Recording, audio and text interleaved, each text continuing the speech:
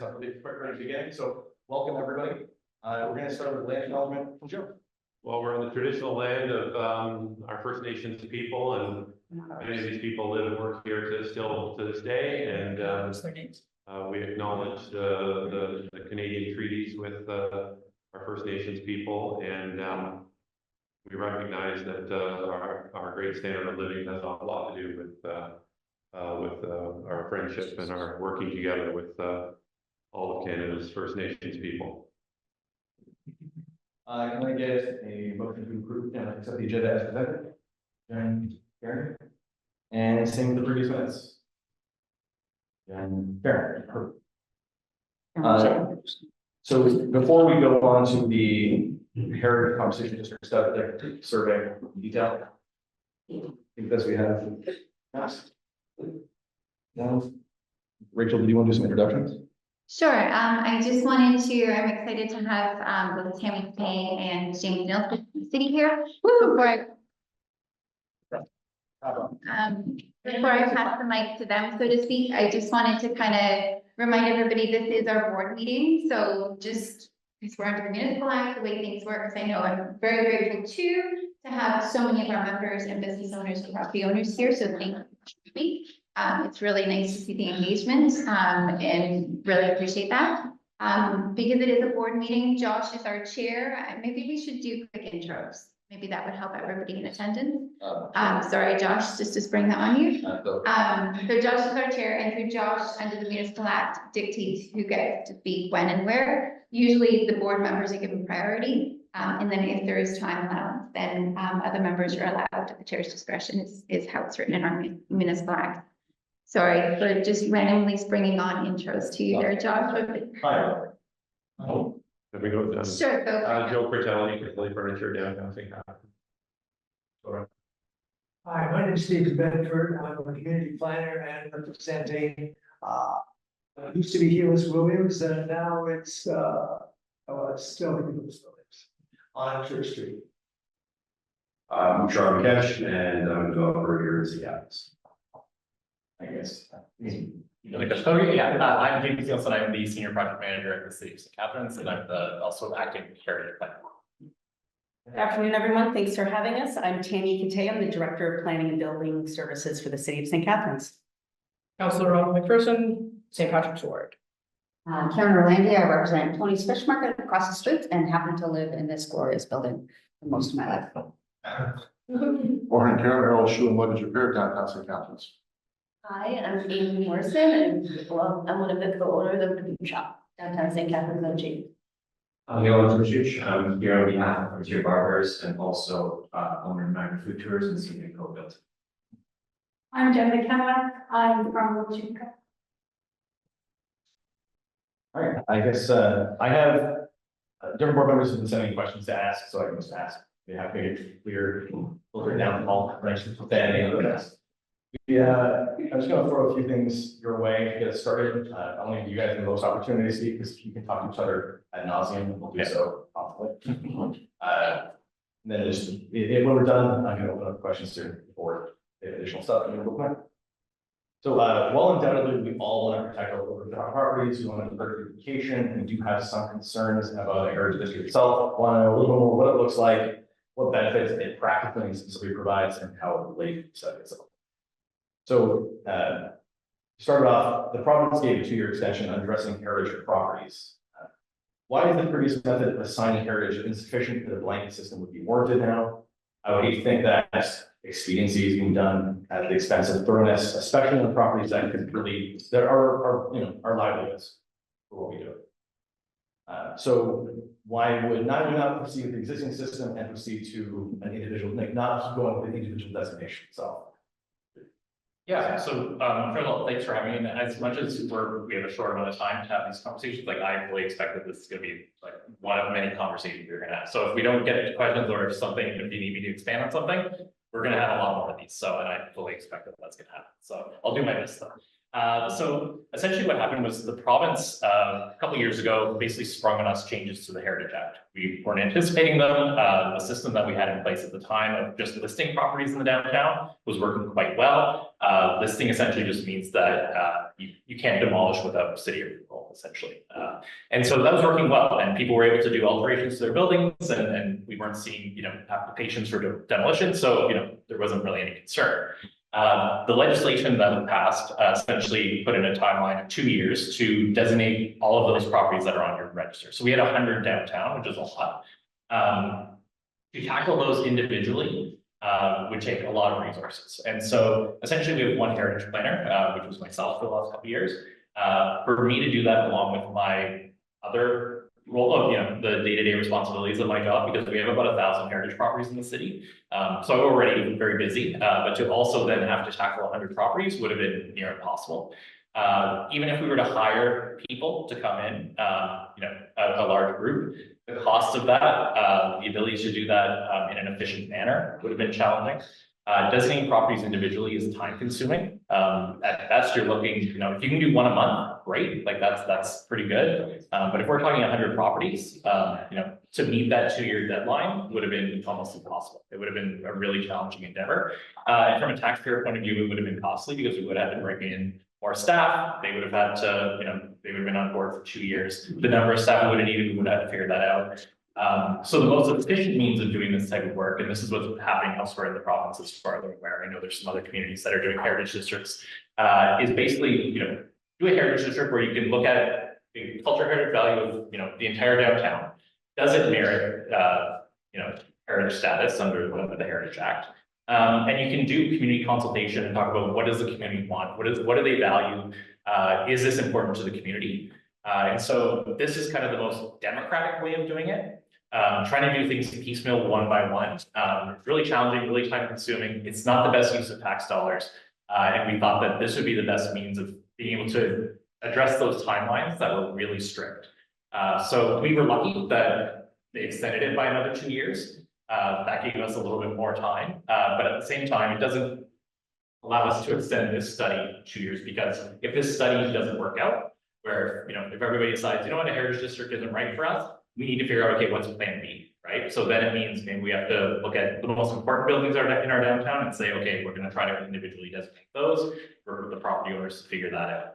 But that also, to pivot to that direction, takes time and resources, and we have to figure that out. So that's why we're not using the full extent, but it does allow us though to, originally we were hoping to have a report ready for this fall, but now we can have more conversations, figure out, there are concerns that are valid.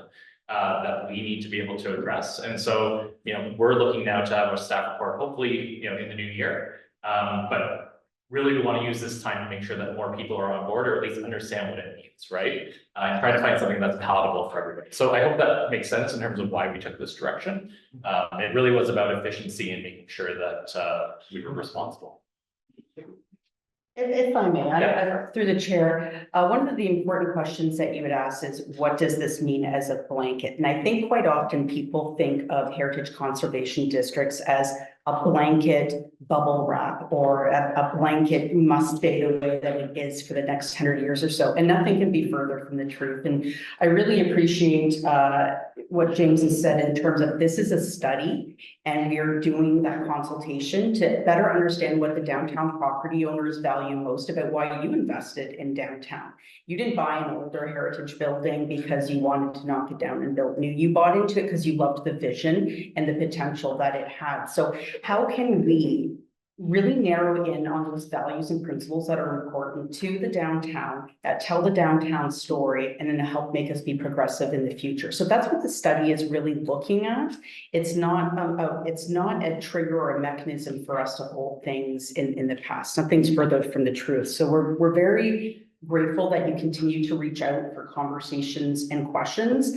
As a result, we've extended our online survey for until the end of October to give people an extra 2 months to contribute. We've also brought paper copies today for people who may not be totally comfortable on the computer. And James and I are readily available to come back to future meetings or to have one-on-ones to talk about what this study means for your property. So thank you. Next I have.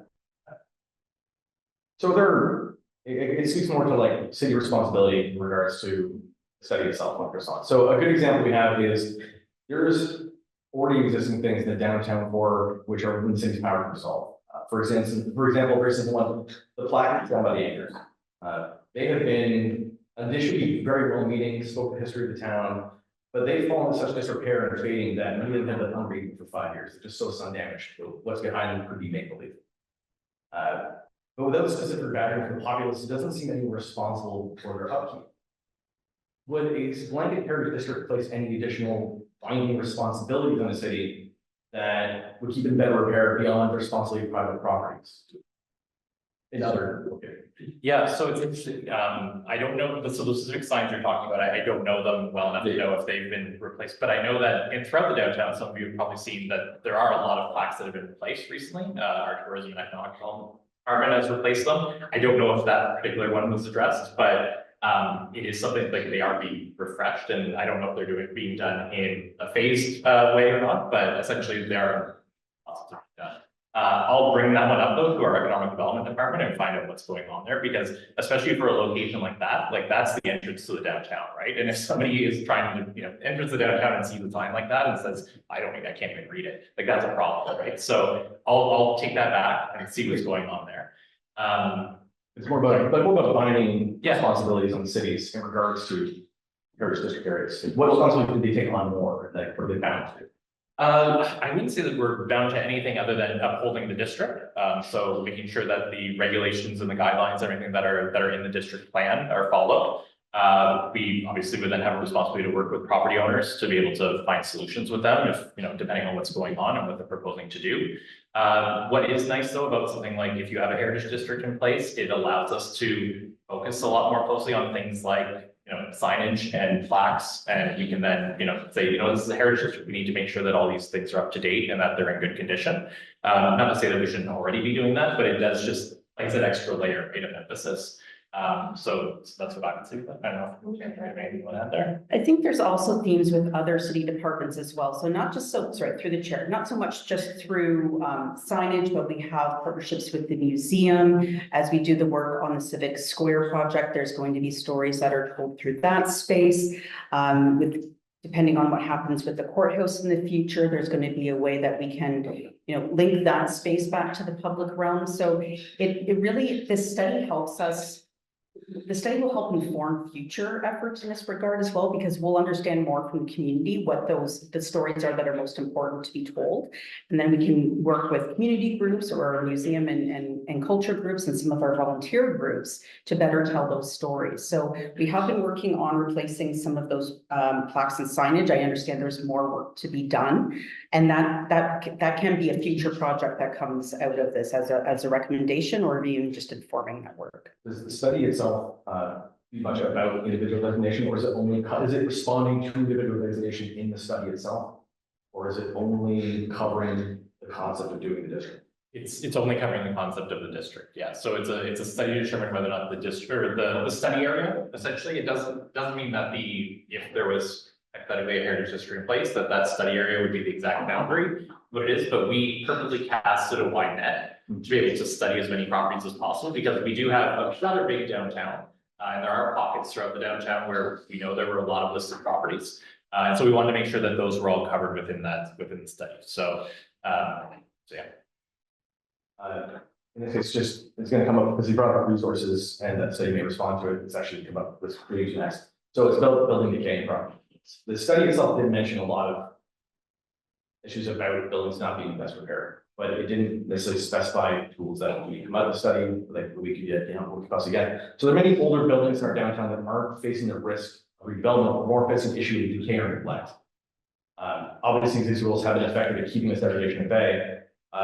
In other heritage districts that you've seen, do they get any specific benefits to these kind of properties? What additional resources do you get to like help offset this kind of degradation to these areas? So I just wanted to clarify, so you're speaking to the study hasn't been released yet. Oh, no, other areas that are example, like other heritage districts. Yes, for comparisons. no problem.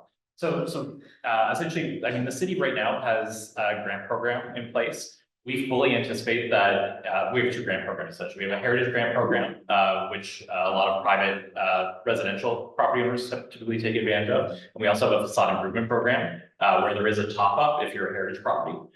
So that it's $10,000 if you're not a heritage property, $15,000 if you are. That doesn't get far enough nowadays. We completely understand that, the cost of things have gone crazy. So, as part of our ask to council, if we are going forward saying, we recommend that this should be a heritage district, as part of that, we will also be saying we need a better facade improvement program that will help support downtown, business owners. What that looks like, we can have conversations about that, and we can also have conversations about what are the issues with the current program where people feel like they're not able to apply or they're not being able to access it. And so how can we streamline that? How can we make it easier for people to tap into those funds? And that's a conversation, unfortunately, that has to be had sort of a little further down the road. But it's important that if we're going to have a program like that in place, that you are able to access it, because it's useless if it's not accessible. So, is there anything? Yeah, no, and I think that's going to be a helpful topic of future conversations, particularly with the downtown BIA, is, what would perhaps incentivize you to invest more in your facade or signage or lighting, or if there's, like, if we're hearing now that 10 and 15,000 aren't enough to maybe upgrade your buildings, what would be? Or is there another mechanism or leverage that you would be looking for? Because for what council's going to want to hear from you, and that's why we're investing so much in our conversations with the BIA and extending our consultation, because it's more helpful if we go in and say, we've been working with the BIA, these are the challenges that they're facing, and this is the one that we can address through the HCD study. So it's something that we want your group to think about, and we can have future conversations on. I just have like a quick question just to segue into hiring more people, and there's not a lot of manpower. So what we're saying is there's not enough manpower, so we're just gonna blanket it, but then you're gonna have that many more businesses that you're gonna have to deal with later on. So you eventually would have to do a hire, no? So it's like either now or later. Because if you blanket it and then now all of these businesses are now asking you, calling you to get things done and rolling, there'll be obviously a huge backlog, right? Well, yeah, Eventually, just So- thinking, just like if I have to contact you. Well, permitting is already very slow for the business in downtown. We'll get to that in a bit. I think we'll just go through before I open. Why don't you segue into that, just do the hiring? Make it over. It was noted in the survey, or it was implied in the survey, that there was insurance options available. Despite we have some concerns going around about insurance availability. In the survey, you even mentioned that there were options available. And while insurers have already given several members here disparaging remarks in regards to heritage status affecting insurance rates, development rates, those kind of things. Because the survey didn't imply there was something available, do you have a list of insurance providers that do provide coverage at comparable rates? Or better than traditional insurance rates? So I can provide a list of insurers, like in Southern Ontario, who are happy to work with heritage properties. One of the things that we've learned through this is that, yeah, there are people who won't, they're reluctant to offer insurance to heritage properties. We also know that we have an Iron Lake down the street, which is an entire town of heritage properties where I'm pretty sure most of them have insurance. I also know that in this city, we have 1,000 heritage properties, and I've run into insurance issues maybe 2 or 3 times in the last 3 years. Most of the properties in the city, I venture to guess, have insurance and they're heritage properties. Obviously, commercial properties they're a different game. But I think what's important though is, if there are people locally, if there are insurers locally who, have questions about heritage, let's talk to them and find out what their concerns are.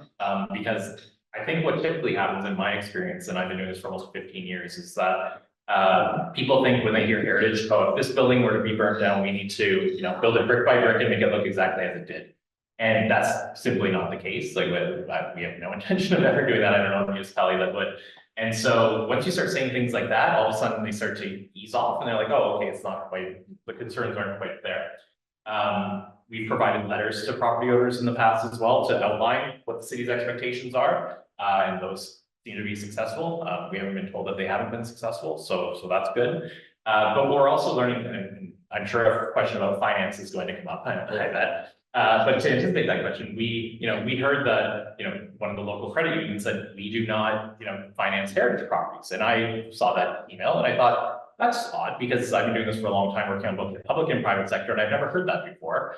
And so I get though why that would be a huge concern. And if that was legit, like if local banks said we won't do that, I wouldn't want to impose those types of things on you, right? So we took the initiative and we reached out to both First Ontario and to Meridian. We spoke with vice presidents there last week. Rachel was part of one of the discussions, and it was the exact opposite. They were like, no, we are quite happy to finance heritage properties. We're willing to work with you. We believe strongly in main streets. It was night and day different from what was said in an email from a customer service person. And so what I would do is, and you're welcome to be at those tables with me, is we would talk to local insurance companies and say, we think this is important for our community. How can you work with us to make this happen? And if they know that, if you're a business owner and you know that there's a collection of people who want to work with you, that's good business, right? So if you're able to do that and if you can go to the table together, like great, that would be awesome. But our next step, like financing was the first step because we saw emails and we saw that there was concerns. Next step is insurance. And you go from there essentially. If we did find that insurance costs were not competitive or substantially higher, would this cost fall exclusively on property owners? And then for the difference. Yeah, so it'd be part of your, you're a private property owner, so you would have your own insurance and you would make choices based on that. But in my experience, typically, as a property owner myself, it's a very, you shop around, right? And you try to find the best insurance. And there are companies that are more willing to give you better rates if you are a heritage property. You just have to maybe do a little bit more legwork. And what does that look like? I don't know how much legwork. It depends on the relationships that you have with your insurance broker and with your insurance provider. But we know, Niagara Link is right next door. There's a lot of people there who have insurance on their properties. There's a lot of people here. We have 1,000 heritage properties here. There's 3,500 in Niagara. I would be very surprised if 3,500 heritage properties in this area do not have insurance. So I think there's a route forward. It involves having conversations that maybe go beyond just sending off emails. And I'd be quite happy to be part of those conversations and try to advocate for you to be able to get the insurance that you need at a good price. I maybe don't have a lot of control, but I'm happy to advocate. Another problem we're facing downtown, not unique to everywhere, but downtown is we're facing an occupancy challenge for like business practices in the area. It's already more challenging to be competitive. Some of the buildings are just harder to deal with already. Like accessibility is already a substantial issue. And parking is always going to be an intermittent struggle because of the nature of how it was designed. An area is a small location. With additional restrictions placed on properties, it adds another layer of challenge in repurposing these properties to what demand actually would be. Why would downtown business owners, like property owners, want to take on additional risk over facing challenges to fill this up? No, for sure. And I completely get that. And I think what's nice about a heritage district, and I don't know how many of you have worked in Port Lucie or on 8th Street or Queen Street where we have our other heritage districts. But the nice thing is they have a set of guidelines, and those guidelines basically tell you what you can and can't do with your property. And as part of this process, we as a community can decide what those look like. They can be as strict or as lenient as you want. It could be as basic as we just don't want to see demolition, all the way to like don't change your door. Like that's as far as the range goes, right? And so we can decide like if that's important to us, because I think everybody would agree that having occupancy downtown is really important. I would hate to see guidelines put in place that would prevent that from happening, right? And so we would want to make sure that the conversation that we had at the table together would be to make sure that everybody feels okay with whatever's in that document at the end of the day, and that those documents lead to good choices and good results for the downtown. Because I would absolutely hate to see, 10, 15 years from now, something that we've written or whatever is working against us. So we have to make sure that everybody feels comfortable with that. It's worked well so far in our other heritage districts. We don't seem to run into very significant problems there when it comes to the guidelines that have been written. And we also have the flexibility as well to be able to work with them as things like technology changes or materials change and stuff like that. So it really is about our level of comfort with the guidelines and policies that are in place. And if you're comfortable, then I'm comfortable. So that would also imply the next thing, there's going to be environmental standards of new energy efficiency, more building materials. Obviously, modern building materials and classic ones don't always have the same standards of triggers being efficient. Yeah. So it would be the same guideline structure that we'll be informing as we go along. Yeah, that's essentially, yeah, so it is really interesting because a lot of people do think everything that's bold is inefficient, and oftentimes it usually, yeah, and like sometimes that is true, right? It's a lot of it is about maintenance though too. It's just with an older property, you tend to have to maintain it a little bit better to keep up those efficiencies. But you know, we have grant programs in place that might be able to help with that, right? If there are efficiency issues and you want to, you know, make sure that you solve the qualities of your building and the character of your building, but you want to make it a little more efficient, we can try to find solutions for that. Yeah, there's certainly there's opportunities to be creative and find solutions that, you know, allow for people to have the efficiencies they require while still maintaining the character of the downtown.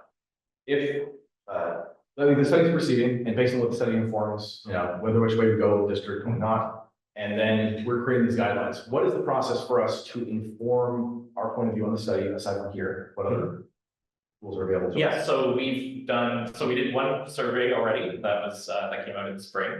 We had about 125 respondents with Blue Art Consultants away. Is that the one that's going right now? No, not the one that's going now. I'm kind of going chronologically. So we had the one that was about 125 back in the spring. That was about April or May.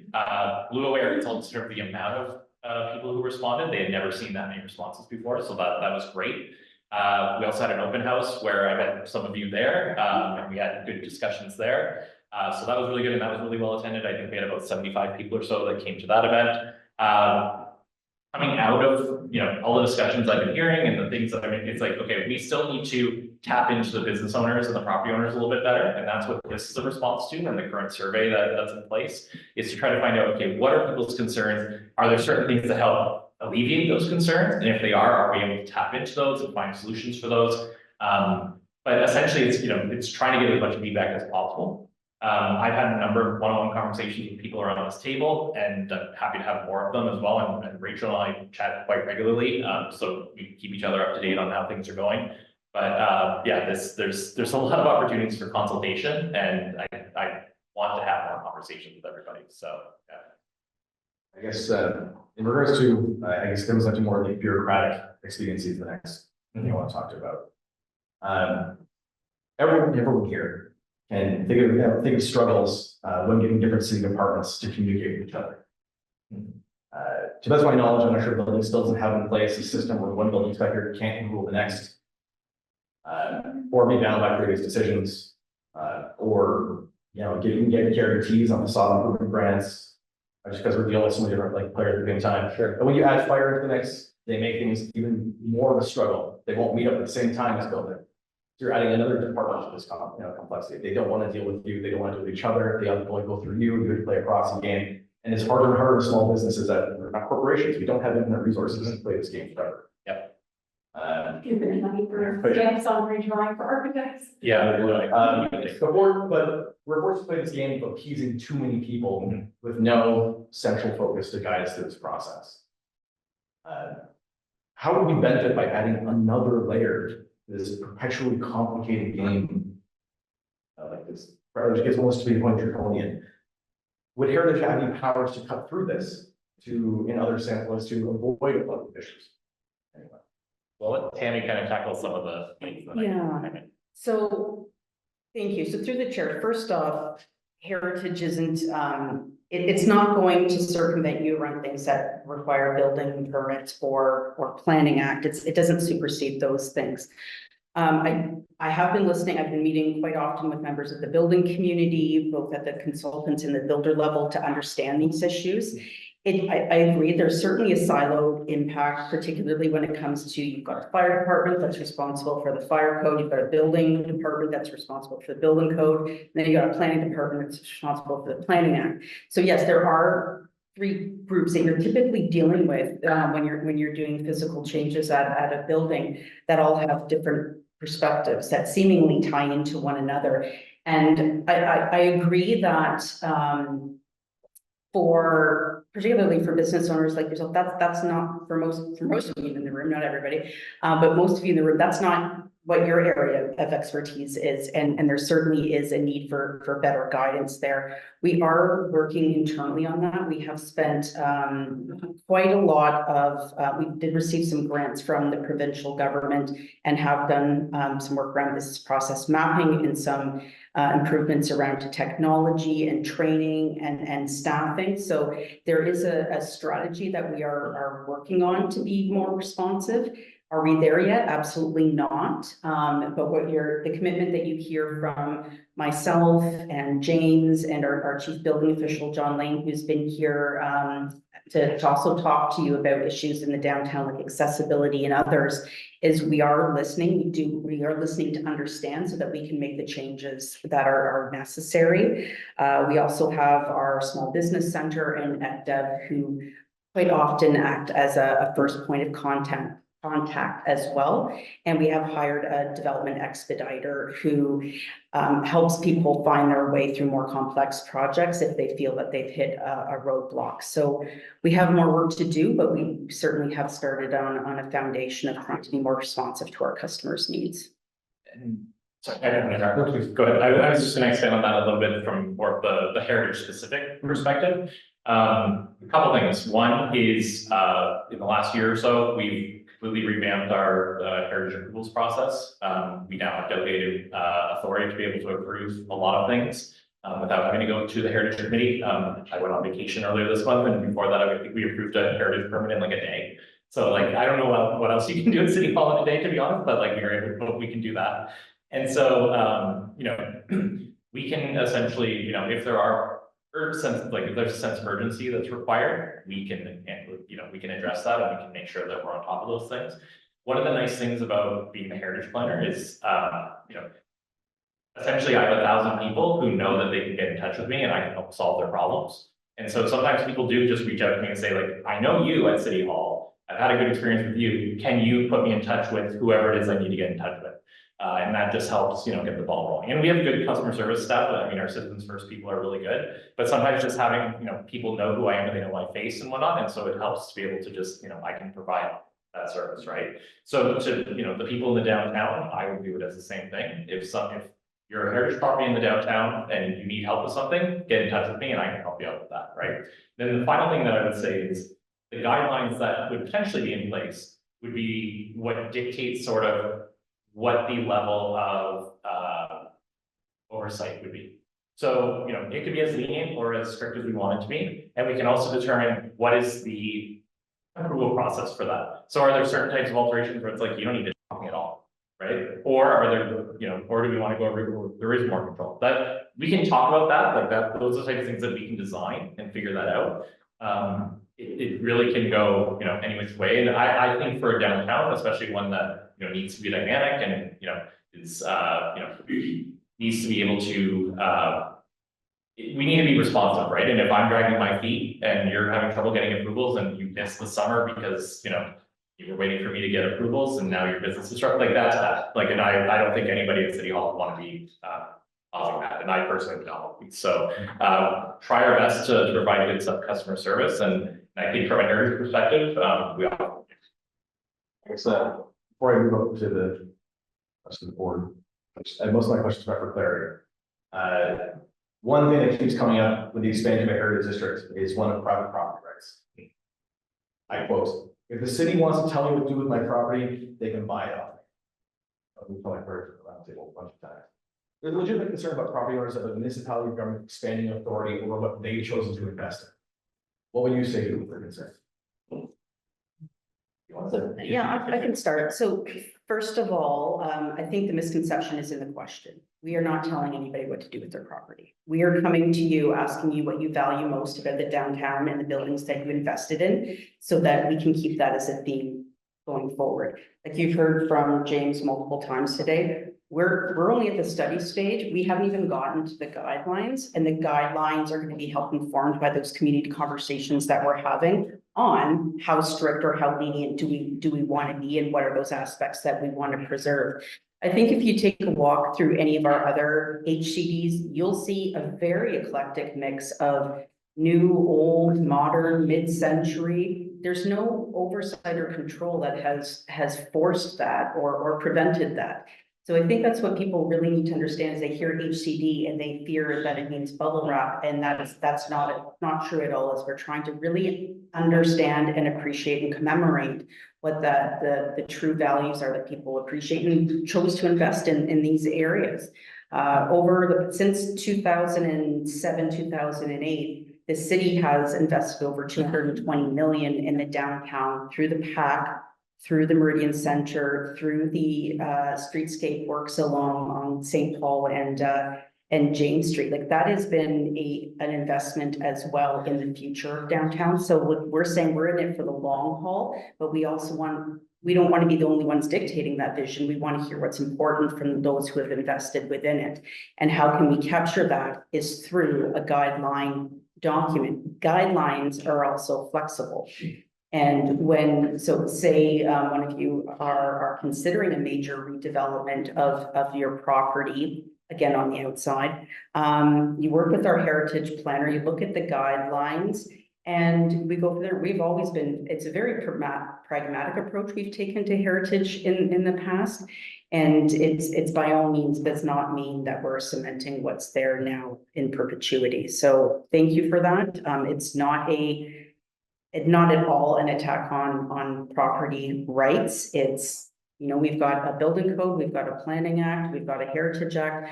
We're simply implementing legislation, but we're doing it holding hands with the community as opposed to coming in at it as an imposition. Great, I appreciate it. Jim?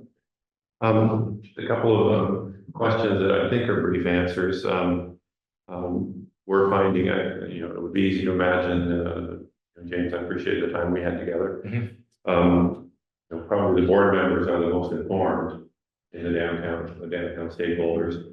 But each of us have chatted about how so many, like the vast majority, are unaware of what's going on with the study right now, and seem to be an accurate study of the stakeholders. Should have 90 or 100% engagement of the stakeholders downtown. The first survey with 125 applies, that was citywide, I think I remember.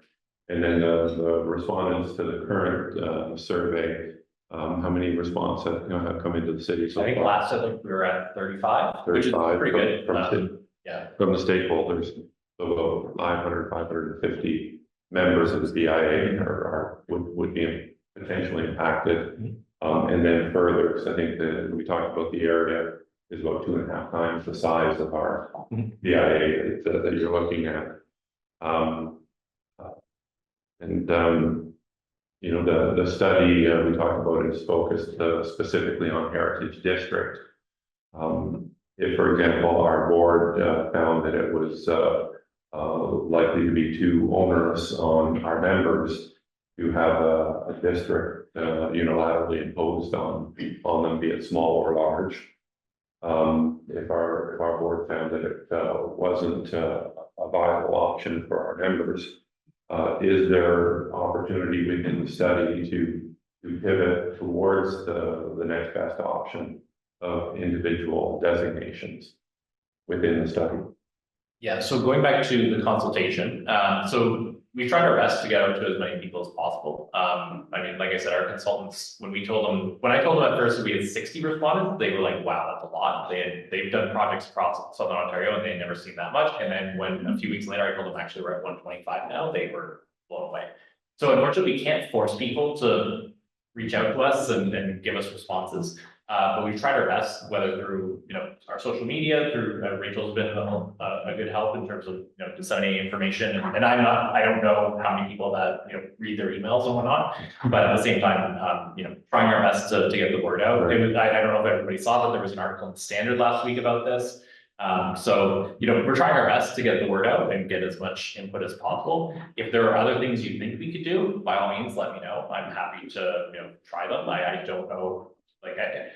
I'm not sure what else it is that we could do other than knocking on doors or going door to door and asking people, but at the same time, time and resources, whatnot, are obviously really important. So with that, I would say that I think we you know, the reason why we still have this and the reason why we extended the timeline out to the survey timeline out to the end of October is because we want to get more input. So by all means, tell your friends, tell your neighbors, like that's the goal, right? So our best intention is try to get as much input as possible. I don't know a study that gets 90%, you know, feedback. But we're trying our best, and if we can get as many as possible, that's all we can ask for. We're hearing from members that are, you know, finding out for the first time their building is on the, you know, city's heritage list. They're finding out now for the first time because of what we're, you know, engaged in.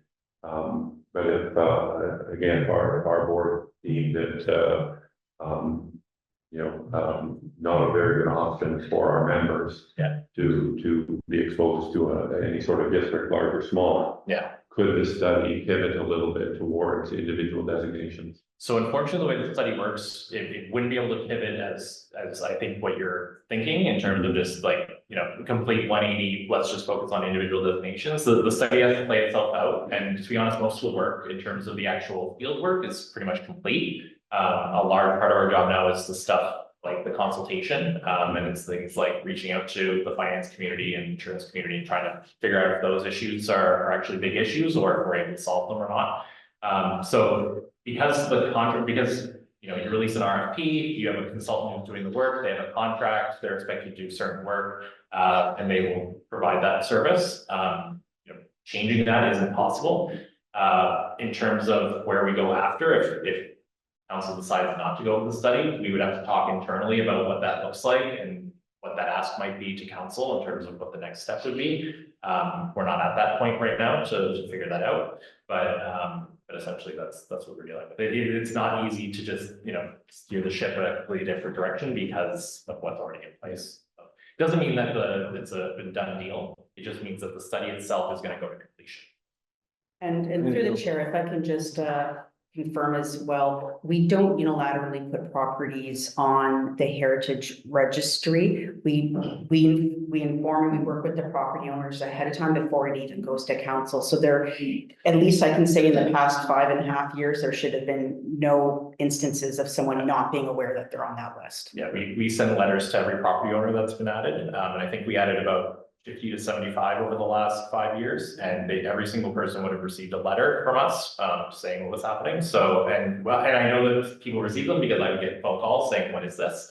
And you know, so I know what's happening. It does happen though because we're one of the first communities really to take heritage seriously. We have some of the oldest heritage districts in the province, and our register is pretty old. We have properties on there that were at, you know, in the 90s. And that was long before other communities were even thinking about heritage objects. So there are people who may have, you know, bought a property in 2000 and they were on a register from 96, but you know, 25 years later, they're like, oh, am I on a register? I didn't realize that, right? So I don't know individual case by case what happens, but you know, it does come up.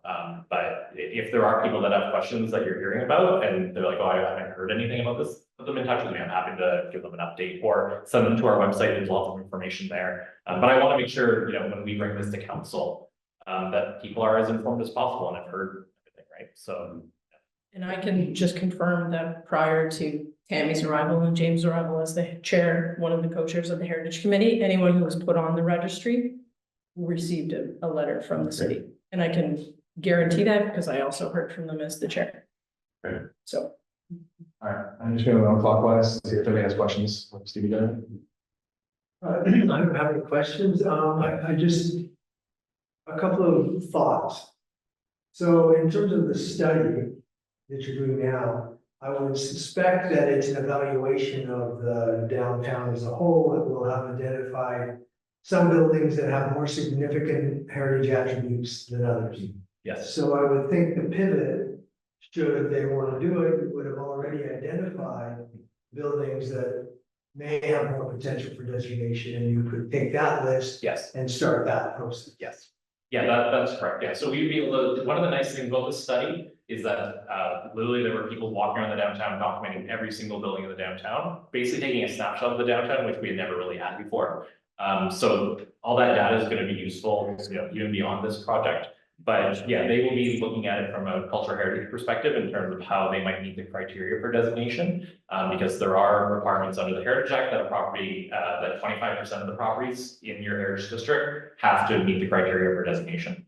And so essentially, yeah, we could use that data. How we would use it, I'm not sure in terms of how it looks like in resources and whatnot, but yeah, we would have that to be used. And I guess just my second clarification in terms of, properties that are listed, if people didn't know that their property was listed, the only impact it would have if they applied for a demolition permit. Exactly. Then they would find out it's listed. Otherwise, there's no. Yeah, I rarely talk, people who have listed properties, they never have to talk. So it's, unless they come in with a demo, and it's very rare that those people would consent, so. Yeah, I've never had anybody call me and be completely surprised that they're listed, but, yeah. Charlie. Thanks for coming in today, guys. This heritage, when it first came up, heritage is important to our city. We have such great history. I don't think anybody really wants to take away from that. And when you announced that you were doing the study, I thought, we're gonna identify some properties, we're gonna concentrate some efforts on single properties. But when it became a blanket statement, it caused a lot of kerfuffle in terms of a lot of deals have been kind of pushed aside. Finance people, lenders are, let's see how this works out. And I'm very surprised that we somehow think that putting this designation is going to help or not complicate financing. I mean, financing and insuring these old properties is very difficult. It's a small feat in itself. To add designation of heritage to it, to simply say that it's not going to affect, I think is misleading.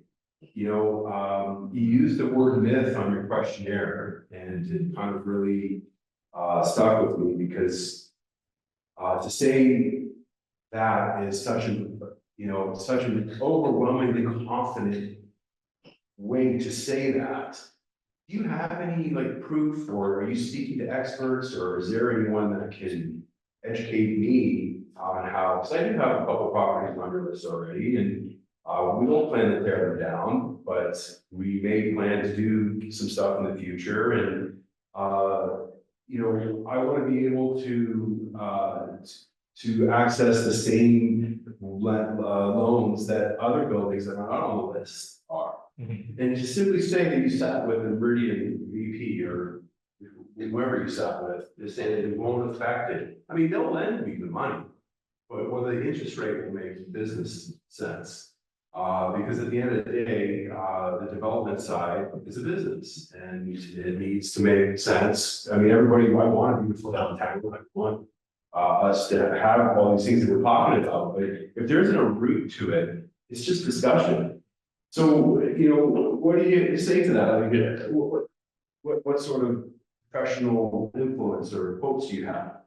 So I guess what I would say, I mean, the conversations we had with both the VPs at Meridian and First Ontario, I can't speak for their businesses, right? But I can tell you that I think we were all, and I don't want to speak for Rachel or Tammy, but I think we were surprised by just how honest and open, and they were very forthright saying we want to work with the community.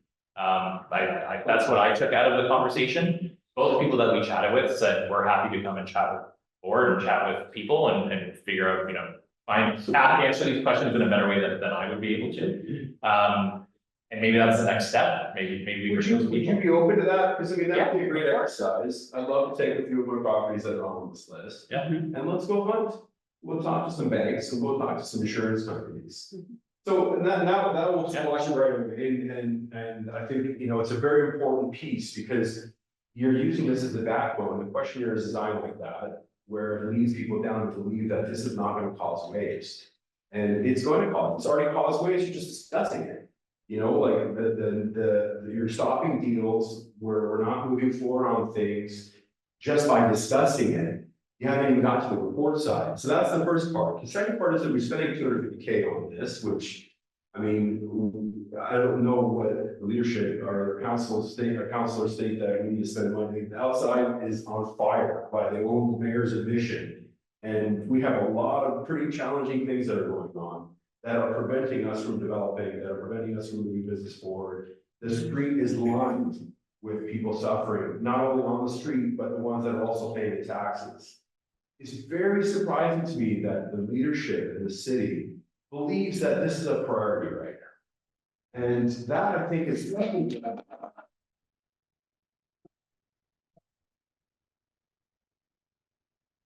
the support, but you know, this is serious, and I'm talking about people's livelihoods. So you're very polished, and I give you that. And I hope that you take what we're saying today and put it into your study. And we come out with an outcome that is gonna help our city, not hurt our city. And that you have to not just help the angle of the heritage, help the street, help the business owner, help the person living here, help the people working here, help the people leading in here. So that's just my question. Thank you. And through the chair, I'm going to respond to that. First off, from the myth perspective, what people don't understand or they don't know about, and when somebody senses fear, their reaction is, they're scared, they talk about it, and that's how information spreads. And we heard that even today through some of the questioning. What does this mean for my property rights? So we're making ourselves available to you to say myth or fact, and we're being honest with you. We're coming to you to say, this is what we're studying, this is why we're studying it. Be a partner in this rather than just starting from scratch. We don't want this when you don't even know what it is. So we're saying this is what it could be. Work with us on how we can help you with your properties moving forward. And that's where we're coming from. In terms of decisions council makes. So I'm going to take a little bit of offense with you going after James for that, because we came to council and we said, this is how the province is changing the rules. And this is what it could mean for our downtown and the 100 properties that are listed. We could do a study and work with our downtown property owners and partners and understand what those shared values are and how we can preserve them looking forward. Or we could step back and let's see what happens when the time comes. And council said, this is of importance to us. We're going to spend the money to invest in what this study looks like. So I appreciate that there are certain other priorities and council takes those seriously as well. But wasn't there's a point that you're missing though, I believe. Isn't it the reason that we greenlighted the study? Because it was going to be quick, we had to make a decision fast. The province hadn't yet said that they were going to extend it. So we greenlighted 250, and then months later, the provincial government said, we're going to extend it 2 years, cities have a lot of time. At that point, why wouldn't we get back to doing the important stuff? There was no need to run it down and get this going, get the questionnaires going, get all the people upset about it and focus on this versus, this is taking up bandwidth. You got important stuff to worry through or work through, and yeah, wasn't that the difference though? So we did cover that at the beginning of today's discussion. And we have, so first of all, when we got more time from the government, we did stretch this process out so that we can spend more time on the consultation stage. That being said, if we extend it out for a full 2 years and we take the study results to council and council says, you know what, thanks for the study results, we're not going to move forward with an HCD. Now we have 0 time to go forward and actually do the individual designations. So we've extended the study time to deal with consultation, but if council opts not to go with an HCD, because this is not a definitive outcome. It's a study that will go to council and the council will decide whether or not we continue with guidelines and the plan of policy, or if council says, no, you know what, go the individual designation route, then we have those 2 years to do that work. So that's really what's important. In terms from the heritage aspect, I understand very much so the social issues that are plaguing our city and many more across the province. That needs to be seen as a partnership between all levels of government on how to deal with that, and there's a lot of advocacy being spent doing that. Needless to say, there's tons of competing priorities in this city. And our single heritage planner is not going to be the one that solves those problems. So we're here today to discuss the HCD and make ourselves available for all matters relating to that. We're happy to come to any other meeting. We're happy to come to your businesses and have one-on-ones and talk about what this could look like. But we also welcome you to go to any council meeting and delegate to matters that are on the agenda if you feel that council is not moving forward on priorities that are important to you. Next, Councilman Pearson. No, I'm good. Yeah, just a couple of things. One, thank you so much for being here. I think it is really important to stick to that topic of what you guys are actually here for and what you're responsible for. And the fact that I know what's going on the streets. I think I see it every day, but that you guys aren't those folks. Neither are they competing. It's a both and. It's never any question. September 9th, the council meeting, I believe we're going to tackle it there. So back to this.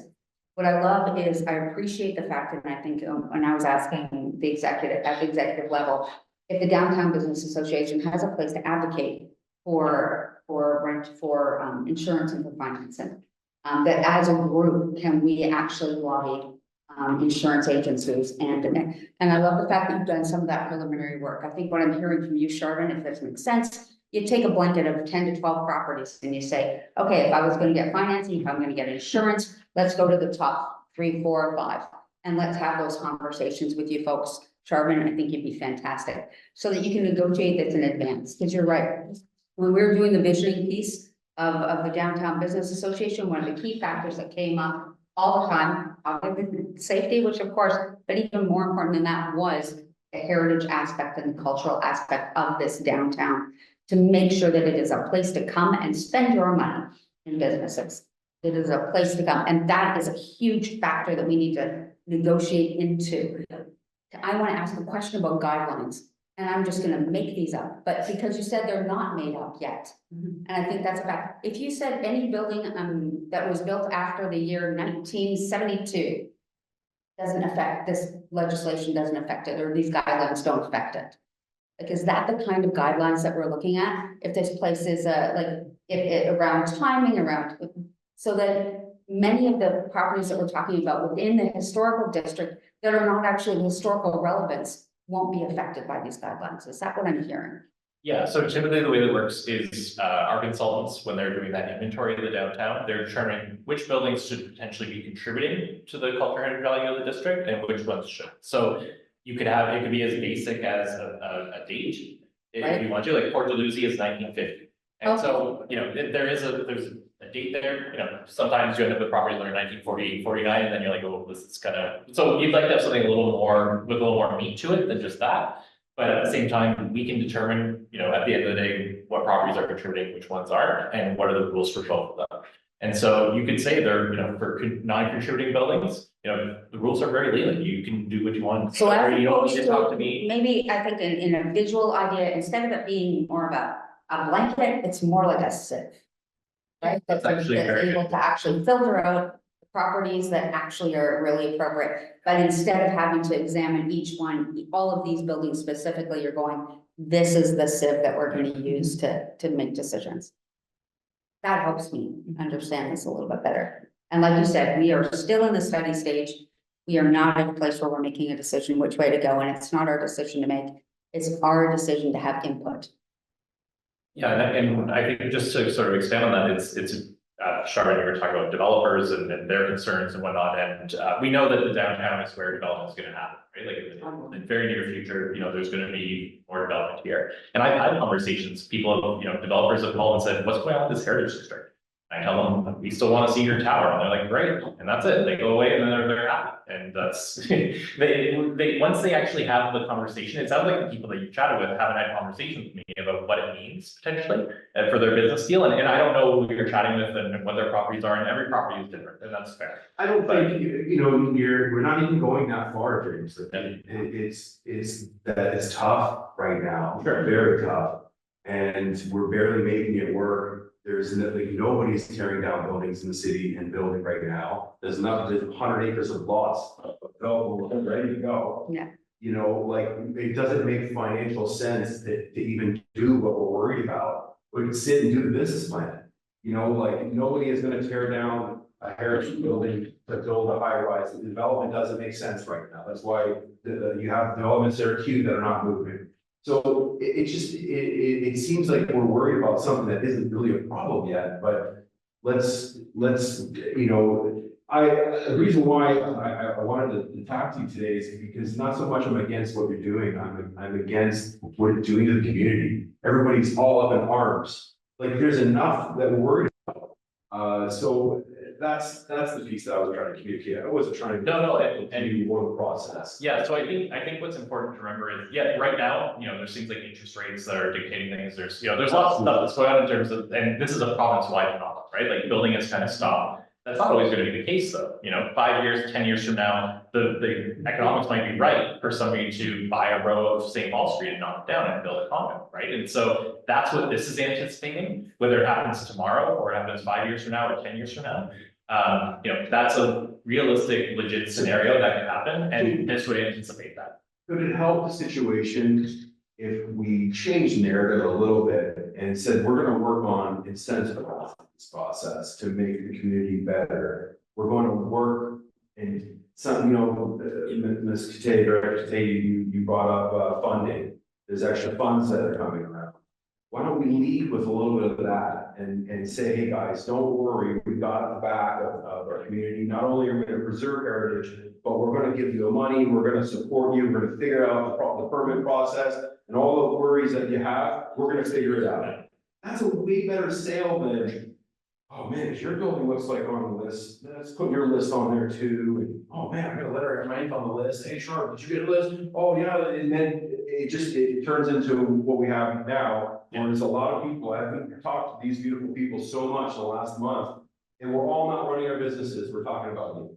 Yeah, And the process. yeah, and I would be, you know, sorry, I don't know if I can interrupt something. You're next. Okay, thanks. You know, I try to make myself as accessible as possible. I'm quite happy to have as many conversations. So it's unfortunate that there's a lot of conversations happening where I'm not at the table, because maybe I would have been able to, you know, help with that and provide some of my experience and help these concerns. Let me finish. No worries. So, you know, if those conversations are happening, bring me to the table. Like, I'm not working against you. Like, I work for the city, your tax dollars pay for my salary. I'm here to work with you and try to find a solution. And what I heard from a lot of people is, you know, the downtown character is important to us. We like the old buildings, you know, but in HCD, we're not sure about. And it's like, okay, well, if you like the old buildings, the only way to really protect the old buildings is through the Heritage Act. So we're doing a process right now to make that work, but let's try to find a situation or a result that is palatable for everybody, right? And if that means things like grants, like, I think we're very much in favor of asking council for as much money as possible to say, you know, you wanna, you know, put money in the downtown, this is a great program to do that with. And, you know, if there are things like, if there are hurdles in terms of, you know, how the application process was working before, or what the requirements are, like, let's talk about them and figure out how to streamline that. Because, you know, it's not helpful to everybody if we have this huge wad of cash to be able to spend and nobody can access it, right? So fully agree. And so our goal, like, if, you know, if the study comes back and it says, yeah, we think that you know, this area merits a heritage district, and where that area is, we don't know. The boundary could change. It could be, you know, little pockets here and there. We don't know what that's gonna look like. But we can then also go to council and say, yeah, you know, our consultants say it should be a heritage district, and if this is gonna go into place, we also think X, Y, Z should happen in terms of grants or incentives and stuff like that.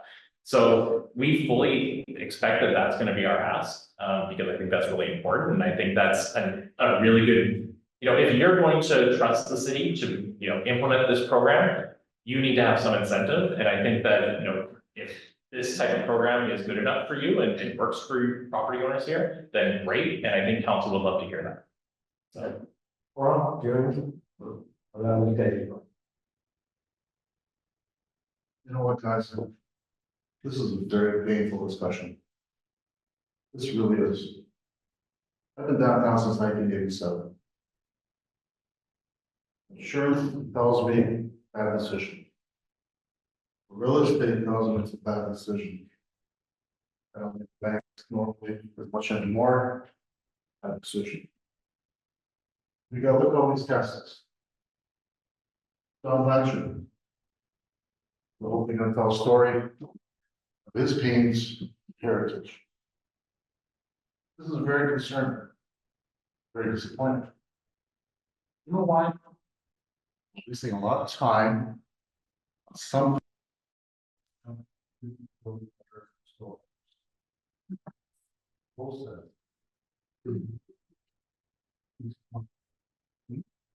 Mayor, who I really respect against this woman. This is very disappointing. He's loud and clear and said they don't want it. The mayor himself. He doesn't, I don't want it, he doesn't want it. Few other people get on it. And you seem to sell the idea that it's a good idea, so you don't understand that. I really don't. I can't understand if you don't see what we see. You know what's disappointing too? When you're insulting almost some of these professionals that it's a method. Insurance people, like, I don't mention the name, but there's a lot of problems downtown. Sure mine, sure this, sure a few others. They can't be stupid, they didn't become successful because they're stupid, they know the business. The first time I ever became aware of this heritage stuff was from my neck and kids go, maybe kind of properties. Right down that. So he changes the sign, he just makes it new, same sign. I want to do one. The heritage community from door and said, you can't do that, you get our approval. Fine. I just put a new sign up, the sign was above. Yeah, well, you gotta know about that. They're breaking into a building in downtown Green Street, in one of those clothing stores, he has food and beverage, he has retail, he's got a variety of spots out there, full sound defense. He said, they're breaking into my property at 2 o'clock in the morning. One time, 2 times, 3 times, he goes bars in his windows on the inside of his property. He doesn't know about that. And you think that this is a good idea, this is 20 years ago, he told us so. Because the first time I became aware of how ridiculous it is to somebody control somebody's livelihood. Livelihood. Person, you're going to protect yourself. You can't take a sign off to improve your business. And you're here, James, telling me this is a great idea. Okay? It's wrong. It's wrong, James. All right. Okay? No, seriously. This is just not right. This is all. Yeah, so I think, you know, you brought up, you know, talking to realtors, you just brought up talking about finance, you talked about insurance, yeah, and that's really good. I think, you know, last week we had our first conversation with finance, with very important people to the Niagara community from a banking perspective, and they were very positive about this situation. And so I do wonder if, you know, having more conversations would help you feel a little bit better about it. I don't know, but at the very least, having those conversations allows us to find out what the concerns are, why, you know, why are, you know, but if you want to come with me to a meeting to be able to chat with those people and say, you know, why isn't the insurance industry interested in helping? You know, that's great. I would love to be able to have those conversations with you and have you at the table with us and say, you know, why aren't these people supporting our community, right? And if heritage is important, if the historic character of the downtown is important, then that's something you should be asking that question. You know, if that's important to us, why aren't you supporting this, right? And maybe there's a solution, and I'm happy to try to find that solution. But then you talk about Niagara-on-the-Lake, and Niagara-on-the-Lake is not St. Catharines, where Niagara-on-the-Lake has an entire brand, entire economy based around, you know, the look of their buildings. And it's not here. We don't have the same, you know, we have nice buildings, people like them, we know that. I have surveys that tell me, you know, a lot of people like the downtown, but we're not Niagara-on-the-Lake. And so the realities are different. And we also have the ability, as I've mentioned before, as a group, we can decide how strict and how lenient do we want to be. So if there are concerns about, you know, if somebody, I don't want to approve a sign, like that's not a good use of my time either. And we don't do that in Port Dalhousie. You know, Port Dalhousie is a commercial area. I don't tell them what signs to put up. And so it's very much like we can design this the way we want it to look. And if there's stuff happening in Iron Lake, that's them, that's not us. And I fully do not want us to be like Iron Lake. That's an example. It's an No, example. I know, but And then once we entertain this idea, to what level it goes, you will determine that. no, we as a group determine that. I'm not sure where I implied that we would have, last You're say. suggesting that this is where we should go. No. And bottom line is, for me, what I'm looking at the end of the day, is that I haven't spoken to one person yet, and plus the other individuals that have actually participated in the renovations downtown have taken it upon themselves to go the extra mile to do their buildings. So for example, right on St. Paul Street, they redid the front facade, which used to be my friend's building, Cass's Pub. Okay, and the guy took it upon himself to do it. He didn't need to be told Yeah, what to do. exactly. Okay, and there's other ones that I can mention as well, like for example, Ontario Street, where the Frontier Barber Shop is next door, the guy took the siding up, he went back to this original state. Yeah. Okay, but I have yet to see somebody take a beautiful property in all my years downtown and demolish it for a new property. I haven't seen that. If anything, I've seen the MTO demolish a lot of properties and create a building down there, okay, that was not privately owned. Okay, so you have to understand, core block, MTO, there's a variety of places that contribute to the growth of our downtown. Okay, because they put people who work in the downtown. Two things that drive the downtown is living and working. All right, Period. Really quickly. I think if you look at buildings that are downtown, yeah, we've been lucky so far that nobody's wanted to tear anything down. And for the most part, there are little pockets where there's holes where there were nice buildings there at one point, but they were long gone. They were gone before any of us maybe were even around, right? So, but at the same time, what's that there? Yeah, Welland House is a good example. And what's interesting though about Welland House, I started the week after, it was almost my first day of work. But the response afterwards that I heard from people who were really upset that building disappeared was pretty amazing. And that wasn't a building that a lot of people would write home about, like from a looks perspective, like in terms of how people would think about heritage and beauty and aesthetics and whatnot, like that was a building that needed some work and people were upset about that. And so if you end up with St. Paul Street, that legitimately what could happen is somebody, we're not anti-development by any means, but somebody could, buy up a swath of St. Paul and say, you know what, I want to turn this into a condo. I'm going to put up glass and whatnot, and that character is gone. And so that's what this is anticipating potentially. We would prefer to work with the developer and say, how can you, retain what's here and also do what you need to do. And so, but the only way to do that is to have these tools in place to have those conversations. And if we don't have the tools in place, then that's it. We have no control over it whatsoever. So what this process kind of does for us is it gives you a lot more say in what the future of the downtown could be and look like. And I hope that that's appealing rather than saying, I don't want to be part of the conversation at all.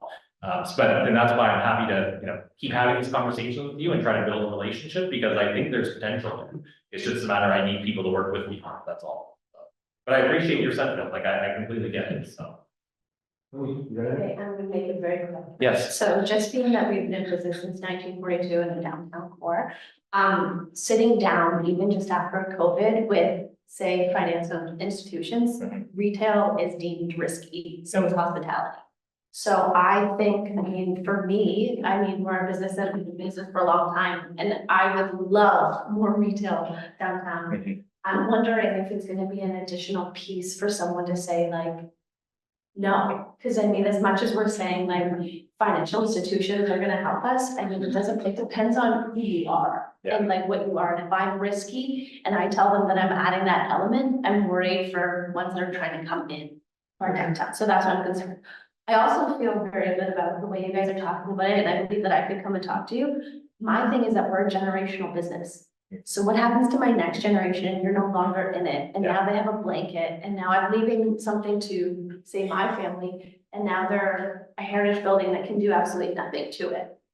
So that is kind of where I think that you're seeing some concern, is that we're looking for the future. As much as I know that you're like really educated and very passionate about it, and I appreciate it that I can talk to you. What happens if my kids are trying to deal with it, right? Like I hope to see it continue. Yeah. I think that's what people are worried about. That's all I wanted to really say. Thank you. No, I appreciate that. I think, So the important thing is guidelines. So if this were to happen, you know, there's guidelines that you would have to feel good about, that you could feel like, okay, you know what, my kids are going to inherit this and I'd be okay with this. I think what I would point to is our other heritage districts that we have in the city. Most of them are from the late 80s to early 90s. Port Louis's 2003. But those are now going through a second generation, essentially. You know, the people who made those decisions are maybe not there anymore, and now it's the next owners, that are next generation owners who are doing it, or are living there and working there and stuff. And they seem to be working, and I don't get a lot of complaints from those areas. Like, people aren't like, oh, I don't like being in a heritage district. They typically are actually, like, those places are selling the hotcakes. Like, I get so many calls from realtors saying, I have somebody who wants to buy a property in Port Louis. What does it mean to be in the heritage district? And I tell them, well, there's some guidelines, and if your prospective buyer has any, like, you know, plans for the property, give me a call. We'll chat about what it means. But usually, you know, I send them the guidelines. They buy the property and then they're happy. Like, that's typically what it happens. So. I think what my desire is to see more retail coming down Sure. there, and I would love for you to be one of my financial meetings. Yeah, well, and I think too, like the finance part, like, I can't speak for them, right? And Like, I it's mean, for important. me, I don't, what I'm just saying, you understand there are people wanting to come downtown, and I think to add that extra layer, being that you're already risky, just in general retail is, I would hate for them to not come down and join in with the retail, because that's what we do need. For sure. No, and I think maybe what it is people, from talking to the people that we talked to at First Ontario and at Meridian, you know, it's about understanding what the risks are, right? And so if the heritage district, you know, depending on what those guidelines look like, if we're able to lay out, you know, what are the risks to the investor, you know, maybe it helps ease their concerns, right? If the risks are just, you know, they hear heritage and no alarm bells go off, but really when you actually get into it, there's not much there to really worry about, then maybe that will help, right? And so I can't speak for the finance Yeah, district. and I haven't actually, yeah, and to be fair to you, I haven't actually approached the situation, so when I do, then we can have that conversation. So Yeah. it'll be a little bit more. And what was really nice, like when we were, especially when we were chatting with Meridian, they in particular seem to feel really strongly about main streets. Like they're like, we have a Main Street initiative, like we want to be part of Main Streets and like throughout Niagara. And that was really good to hear. And I mean, commercial, you know, all types of commercial, but retail in particular is really important for Main Streets. And I'm sure if you brought, I mean, I don't want to advocate for them and say, go talk to that, but at the same time, you know, hearing that and hearing that they understand those things, it gave me comfort at least, but I don't know if that helps you. No, I It's mean, my let's move on, experience. we can have a conversation. No, but- Thank you, I appreciate it. I'm going back to Council Chris. I just want to provide anecdotally, as someone who's been involved in the Port Louis Heritage District and the Power Glen District. I remember the conversations that we had around the Heritage Committee table, and there were people on the committee who were very supportive of very stringent, very tight guidelines. Kind of really limiting what people can do, and I remember Kevin wasn't a heritage planner at that point, but he had been the staff liaison for the Heritage Committee. And the one thing that he said, and I took it to heart and I still do, is it's great right now with the committee that we had at that time, like, oh, we've got reasonable people, we have the foresight. You can't predict what's gonna happen in the future, and that's why the guidelines are so important. And I think if you wanna really see how a heritage study and a heritage district develops, not saying that council's made a decision, we haven't seen the study. But I would highly recommend visiting the city website and looking at the studies for Queen Street, for Yates, for Port Louis, for Power Glen, and then look at the actual guidelines that were implemented.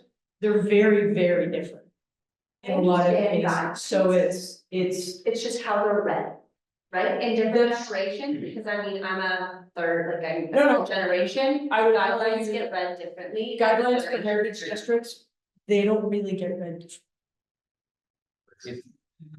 As someone who lives in one as well. Just on the financing piece. So you had conversations with the VP of Meridian and being completely transparent, if I was in that seat. Yeah, I would finance higher risk properties and charge more interest. That's extremely easy to say yes in a conversation. Has there been any efforts to sort of look at comparable properties that have this heritage designation, some that don't, and actually going through the exercise to get the financing. Because I know it's not always just financing the building. A lot of times there are these programs like MLI Select, which is offered by CMHC. And they encourage you with financing options to improve accessibility, green resources, so on and so forth. But to do that, you need a construction loan. And sometimes the financing on a building is relatively easy, but getting the construction loan has so many layers of difficulties in addition to the interest rates. And that kind of component, has that been considered like in depth and going through the process of saying, I got the heritage, approval, I got the non-heritage approval, they're pretty much the same. So there's no real difference. Has that like been done through exercise, not just a conversation? No, So we really don't know that. no, so our conversations with the VPs of those financial institutions was, first of all, we wanted to dispel that myth that was circulating that they were going to finance you guys, period. Because that raised a lot of red flags for us. We're like, we're not going to have this conversation if that's the case.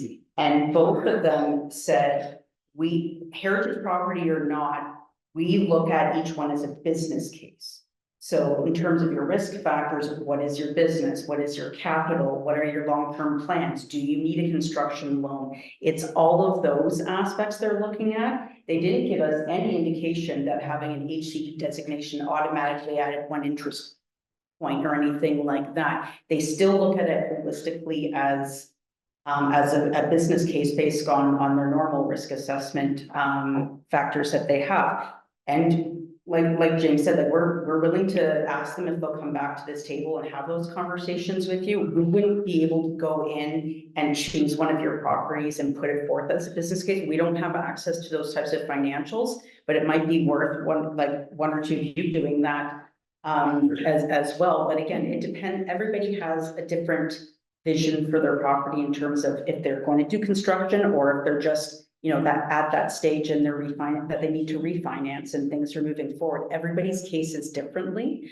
But what we did hear from them, particularly from the one, was that they were making it their business to invest and support small businesses in towns. That was their niche. And they said we would be shooting ourselves in the foot if we didn't respond to or support and invest in heritage buildings. They're like, that's our clientele. So it was really important for us to understand where they were coming from, given what the rumors that were spreading, because that was really important for us. And now we're going to go have those conversations with the insurance agencies as well to understand where they're coming from and what their perspective is. But we can't tell you what the difference in cost is going to be. That's going to be dependent on everybody's individual business case and their merits. Completely, just one thing, really understand. I've been hard pressed to not think that these large organizations don't have aggregate data on heritage properties and not. So I'm not necessarily saying my building, like it's a community effort. It doesn't, like, my individual needs are not necessarily trumping the community, but looking at these organizations and saying, like, can you provide us the actual numbers so that we can make a decision? Because at the end of the day, that's what dictates whether it's more expensive or not. The VP sits in here and says, yeah, we'll fund you, amazing. But if it's at 40% interest, who's going to take that? It's not necessarily something that we can make a decision on. Also, it's not for actually doing loans. Yeah, and there's like the construction. It doesn't too. information. You talked about it all before. No, I'm In that case, Jen, very quick, hold yourself over.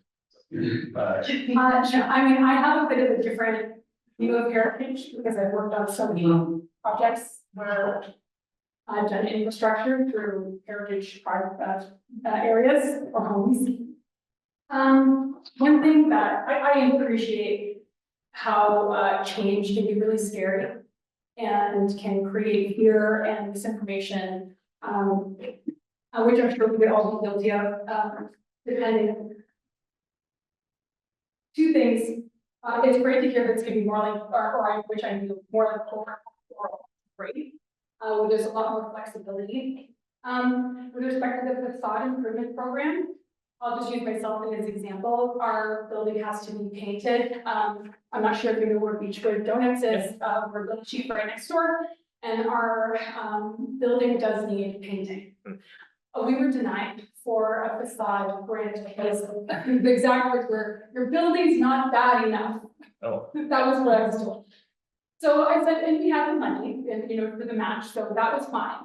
But I really do hope, because you did mention the facade improvement through Heritage, that people that are actually maintaining their buildings and are doing tremendous work for the downtown are available for these programs, even if their building is nice, because heritage buildings, like the one I'm in, require a tremendous amount of effort yearly.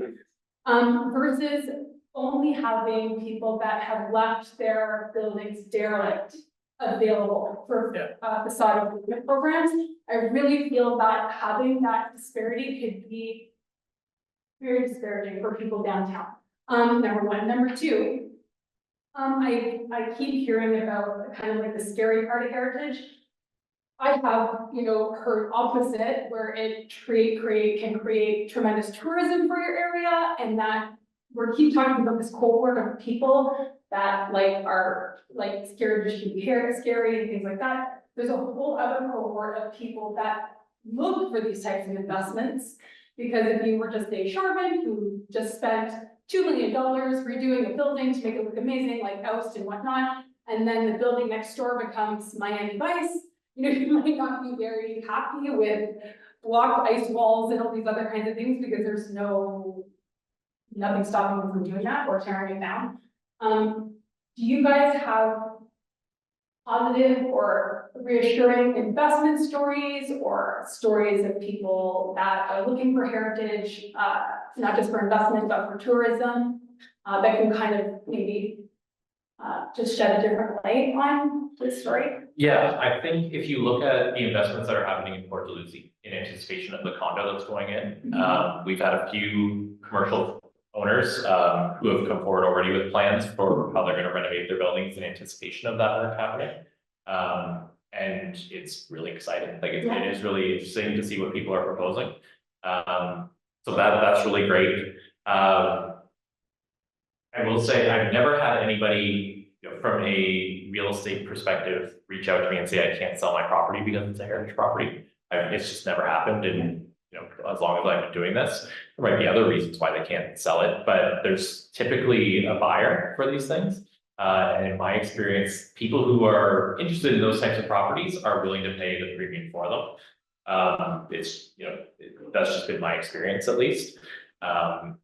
They typically also seem to be well maintained over the years, stuff like that, right? So when people are buying into a property, they know it's probably been well maintained and it looks good and everything like that. The tourism aspect, there's not a ton of studies about the impacts of heritage on things like tourism. There's international studies, but can you compare, say, capitals to Paris? No, right? So, Calgary is probably the best Canadian example, where they've done some studies of small kind of commercial strips in their city, which have heritage buildings, and they looked at the economic impact of heritage and how it kind of helps the surrounding area as well. They found that both from a property value and from an economic impact perspective, it's all very positive. And there's residual effects where even people who don't have heritage properties are benefiting from being just in proximity to them, because people are flocking to those areas because they like the character, they like the type of shops that are in there. I think that's the other element where it's like, we're not opposed to development at all, but the types of businesses that are going to occupy, the bases of large condos are typically businesses that, are chains, large chains and whatnot. They're going to impact, properties, right? So they're commercial owners, right? So it's just something to kind of keep in mind that, because there is that fine grained kind of retail already there, and people like that, they like, the scale of it, they like shopping in those spaces, they get to know the actual owner. There's a lot of value to that. And I think that's something that that's why people do, I think, like St. Paul Street. And I think that's what people would miss if it disappeared, right? And would the city be able to, I don't really know if you know that, would they have a little bit more teeth to not only maybe manage the vacancy situation with the vacancy tax? Could it be, like, does the city have a little bit more leverage when people are not being compliant or kind of going their own way? I don't really know that. In heritage areas. Yeah, in heritage, like from the way it is now, if tomorrow, everything was, we have heritage designation magically, due to federal or provincial regulations, excuse me, would we have like more teeth as a city to make sure that people are maintaining their buildings, or I don't know, like not leaving them infinitely vacant and, falling apart? So through the chair, how we're trying to tackle the vacancy is, so we've, council's recently approved a vacant building registry bylaw. So people who have vacant buildings need to register with the city, and then they have to log into a portal every 2 weeks and talk about the site visits that they've taken to make sure that it hasn't been breached, it's not being illegally occupied, that, water, fire, protections are all in place. And the reason why we're doing that is because we, first of all, want people to take care of their properties if they're vacant, but secondly, we want you either occupy it, sell it to somebody who's gonna occupy it, or invest through, maybe changing the space to suit a new landlord or something. So we have implemented that. It has been quite successful, particularly on the fire side. The number of fire calls to these properties have gone down over 70%. So that's been huge. That has been huge. From a heritage perspective, I'm not, it's gonna go back to where the study results are, which path we go from there. And if we do go down an HCD path and we're looking at the guidelines, they could be, and like we said, it depends on how we deal with that demolition aspect as well, right? Like, are we gonna allow that? Are we only going to regulate certain parts of character, or are we gonna, like we said, go right down to the doorbell? Likely not. We're not in the interest, we don't have the interest of looking at doorbells and signs. We're more trying to encourage the flavor that's there. Right. But from the vacancy people that are aspect, doing it now, right, it's willingly, like we mentioned, versus people that are not following things at all, where I really feel that people that are already doing the work, they should, I'm not saying they should be treated differently, they should definitely have, I don't even know what the word is, like, is it leniency, is it just understanding for facade grants and things like that, where it seems like people that are not doing any of these things, they just get away with it. yeah, and so our property standards bylaw is the mechanism in place for people who are not meeting minimum standards. But those minimum standards are defined in the bylaw, but they're typically around health and safety matters, like mold falling through decks, ceilings or facade materials falling down. It's a lot more based on personal safety and life safety impacts.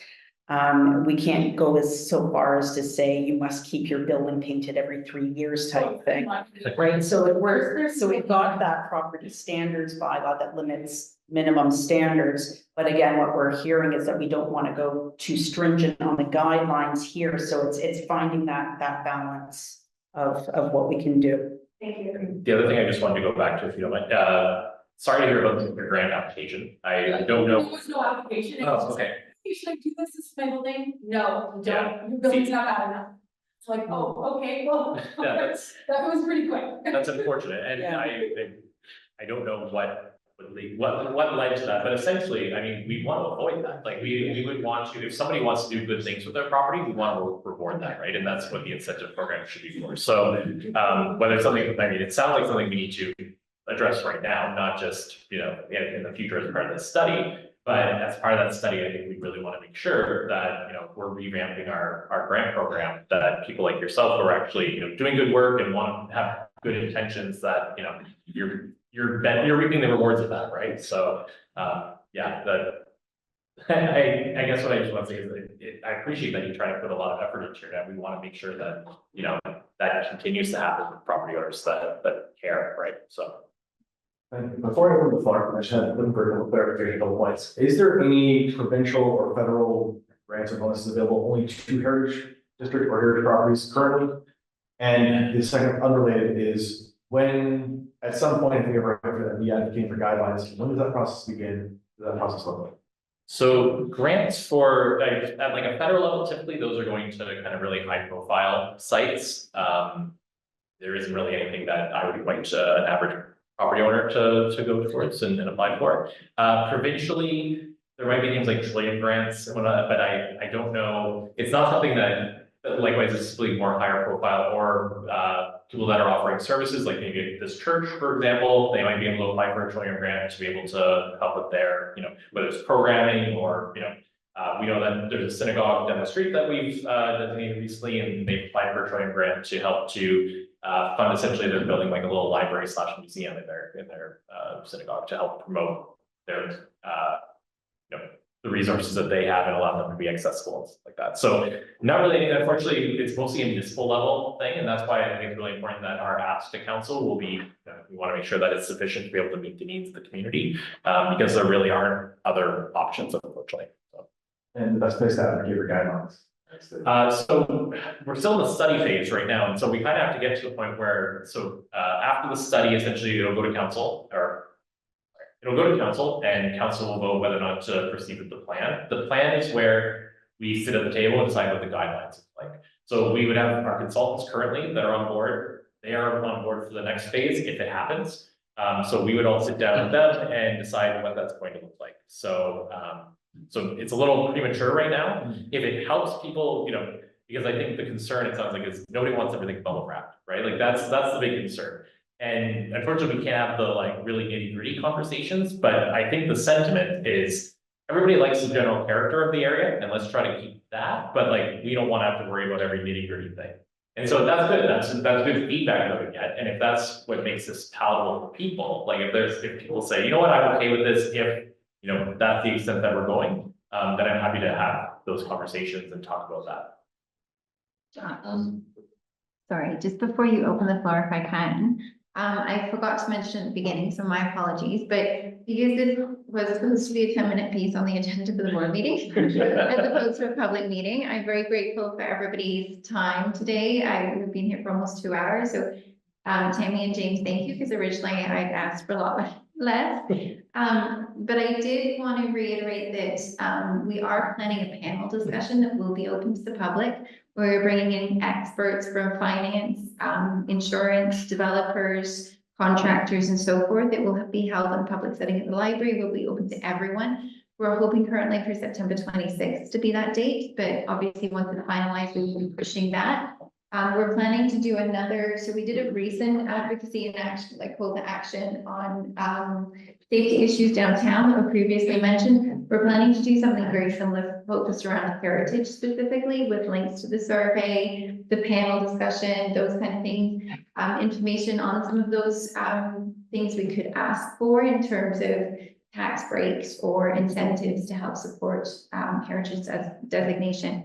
The other thing that I did want to assure everyone, if we don't get a chance to get to all the questions today, Tammy and James have assured me they're very willing to take questions. I know James has his cards here and is willing to even come back and do another kind of more open session. So maybe after that panel, once we've got that information and we've really pushed it to our members to come and be informed, as Joe mentioned earlier, then maybe if it's okay, Tammy and James, we can have you come back to and do a public meeting where people can ask more questions. Absolutely. Yeah, I'm more than happy to come to any meeting I'm invited to. So keep inviting me. I'm more than happy to be there. Open forum is what you're saying. Sorry. It's at the discretion of the chair, but I'm just. Do you have time for you? However you come. We do have council tonight. Yeah. So I've got a few questions from the people that were kind of trying yeah, to sit here. if you don't mind us having a hard stop at 4, I'd appreciate it. Thanks. I'll start first off. John Landon is, I want to mention my about management and I focus on downtown. We also run building under cities that heritage. Designated buildings is not areas, just people have my thoughts on it. At the end of the day, any cost of whatever is decided here will end up being paid for by an intent. That, Lambert will pass that cost along. So I would be very cautious, be very careful how much, and you sound like you don't want to, which is great, but be very careful how much you impose on what must be done on any of the properties that are selected, because at the end of the day, it will make it cost more expensive to use and it'll make it harder for people to bring new businesses downtown. I think all our goals here is have one fiber downtown possible, regardless of the structure that you're in. But you've got to be economically competitive. And just be careful, because you're going down the deep path that can be very successful, as long as it's done right. So. You go on with gravel, I appreciate that, and I think, that's my 2 cents. yeah, I appreciate that, and I think that's part of making sure that whatever guide, you know, if we get to a point where we're just guidelines, that it's guidelines that everybody feels okay with, right? So if at the table, we have general consensus that everybody feels good, then, you know, there's some ownership there and everybody feels like, you know, this is a path forward. I would not want to be, you know, putting through guidelines that everybody is vehemently opposed to, because that doesn't help anybody, right? So, because like you said, you know, we're riding kind of like a fine line here, right? So we have to find what works for everybody. Hi there, I'm Anna Mormicchetti. I've met James Yeah. before. I work very, very hard to keep my building looking as pristine as possible. I own 53 Queen Street, and for those of you who've been around for a while, it's the old Burns and Henry building, and I currently run a spa out of there. A couple of notes. Number one, James, I would really appreciate a response to the email that I sent you with all the questions on the 5th for back in July 15th. Yeah, sorry, and I was on vacation for those. Yeah, but it was 6 weeks ago too. So I really appreciate it, because I think it would help the board and the people here answer a lot of the questions. Number two, we talked about the word myth. You said that you spoke to the banks a couple of days ago. Yes. And yet the word myth was in the surveys far prior to a couple of days ago. So already, and I understand you took umbrage, sir, to that word, as did I. Because I did my due diligence and I called my broker, who doesn't represent one bank, but he represents about 8 or 10. And he said, most definitely there is a cost to doing business when it is deemed heritage, because you are then sometimes forced to give up a relationship you had with a certain institution for years. Because, and I think I gave you photocopies of those conversations, James, where the banks get around it by saying it is not in their portfolio to deal with it. So I'm now forced to go to an institution I don't have a relationship with. Insurance, the same thing. I deal with a broker who represents about 8 or 10 companies.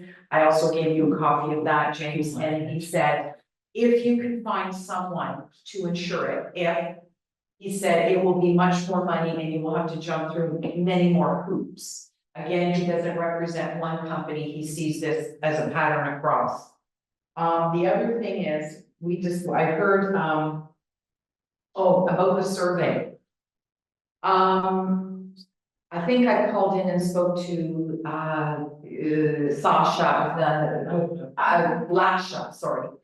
And although I can appreciate we're trying to get an outcome here, it was very, very slanted to reach a favorable decision for the Heritage Committee. There was no mention of how much this has cost the taxpayers, whether it goes through or not. There is no mention of, the question should not be worded, do you want to see heritage buildings preserved downtown?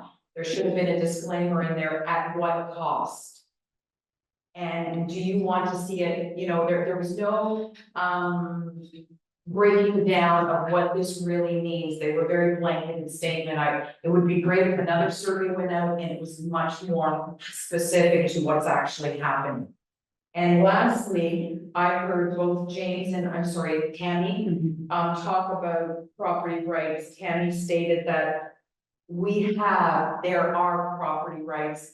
And James, you stated that if there is an insurance increase, because we individually own our properties, we're responsible for the increase to be absorbed for ourselves. Well, we're individual owners and we have property rights, then I think it should be up to us individually whether or not we want to have our properties designated.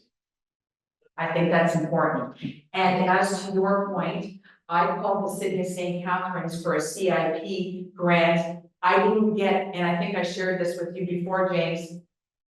I don't know who's running your CIP program, but all I can tell you is I didn't get so far as getting an application. I was denied on the phone. I was denied as well. So and to say that there is a program in place and you're denied before you get out of the gate, I don't think is, I mean, if there's a myth, that's it. That's the myth, that there's a CIP program in place. I have buildings in other areas, as I just told you, James, the CIP money's being thrown, and there's no, I own property in Ridgeway, we don't have a heritage designated area in Ridgeway, and yet you're not going to see a more vibrant downtown than you are in Ridgeway. I'm just sharing my thoughts, and I think there's a lot more work that needs to be done here. As to your point, before we go down this path, and I think that we're running and someone needs to stop the train. We need to put more thought into this, because I think the outcome is a lot scarier than we're presenting here today.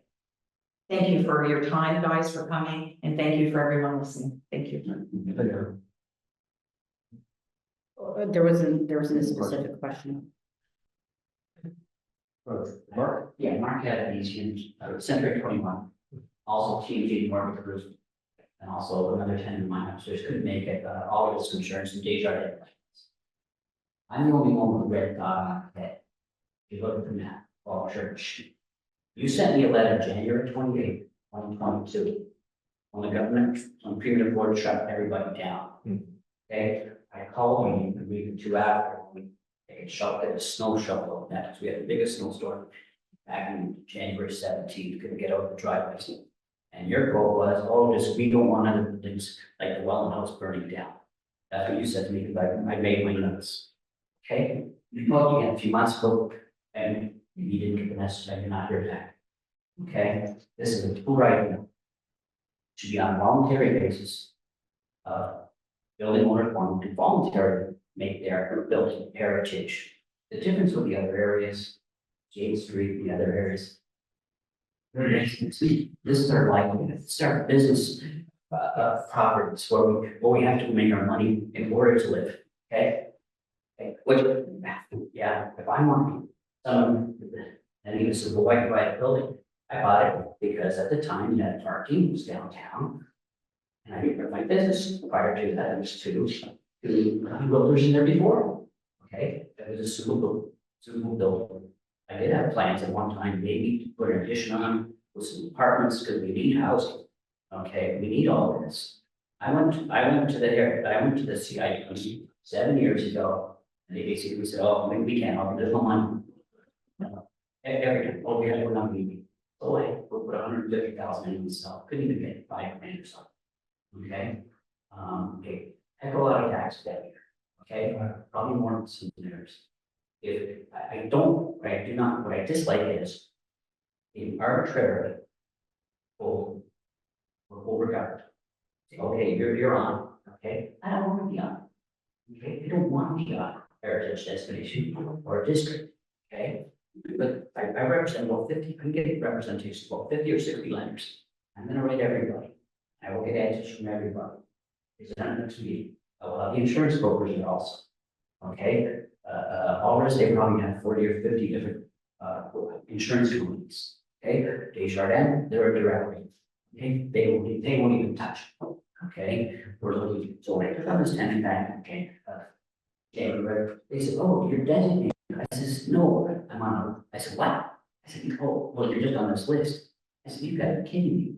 They did not. You sent me that back 2.5 years ago. I was during COVID time. A lot of things got overlooked, okay, because we didn't get that going till probably summer of 23 when all the restrictions finally came off and everything. So it was almost like it should never have been done during that time. Okay, never brought up. I've talked to a bunch of other people with the red dots on there on Church Street. They have no idea. Okay, they have no idea about this survey. Can't get in a lot of times. Okay, the city is talking about staffing, representation from the city should go to everybody and every property owner and call them. I don't care. Okay, citizens first. City council, we're the business. You just lost Bank of Montreal, lost Daniel and Partners. Meridian's out there. So, yeah, They want to just, okay.